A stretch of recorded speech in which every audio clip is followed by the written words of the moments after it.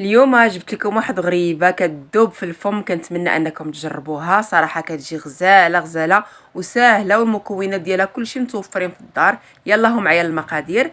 عندي هنايا واحد المول درت فيه واحد قبيصه ديال الملحه اولا سكيره، واحد كاس ديال سكر سنيده، وكاس ديال زيت نباتيه،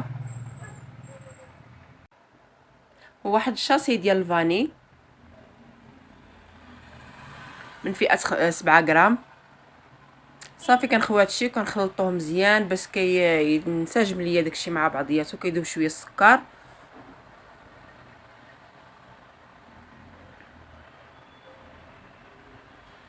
صافي دابا هنايا غادي ندير واحد نص كاس ديال الكوك.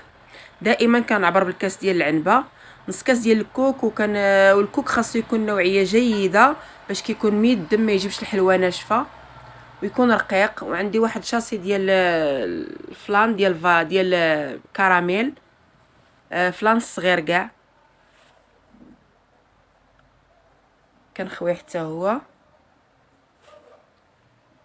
وكنحرك باش ما كيتكركب لياش، لان رقيق فيه داك البودر ديالو رقيق بزاف.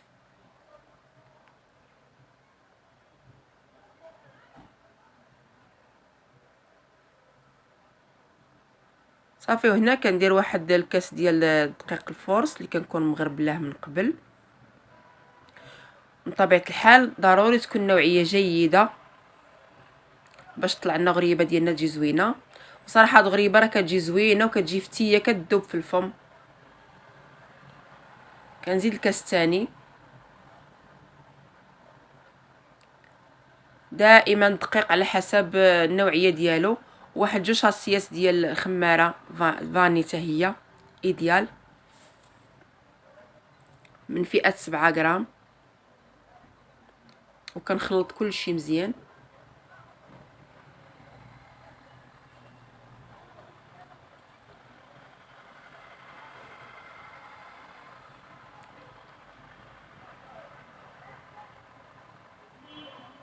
هنايا كنزيد الكاس الثالث. دابا صافي كنخلط عاوتاني باش كنجمعها. حاولوا انكم ما تعلكوهاش، يعني بقاو غير تجمعوا صافي غير برؤوس الاصابع. والكاس الرابع كنبقى نخوي غير بشويه كيف كتشوفوا.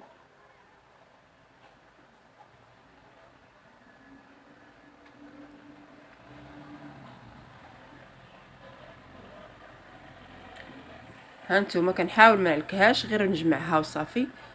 هادشي باش كتسمى غريبه، باش كتبقى فتيه.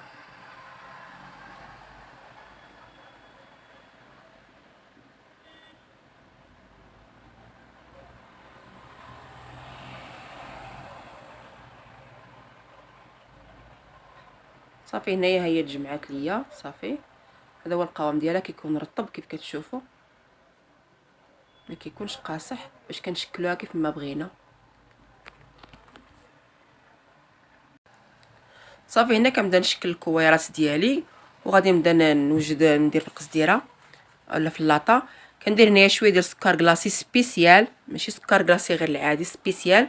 وكنبقى ندير الكويرات الحجم اللي بغيت انا هنا نديرها فيهم تقريبا واحد 14 غرام ولا حتى ل 20 غرام.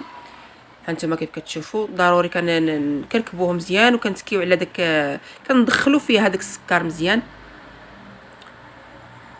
بحال هكذا. كنجيبوهم متقادين قد ممكن انك ديري الميزان. هنايا بعد ما دخلتهم فران هانتوما كيف كتشوفوا تبارك الله خرجوا فنين وكتشقق، راها كتشقق 100%. وكنتمنى ان تعجبكم هاد الغريبه وبصحتكم وراحتكم.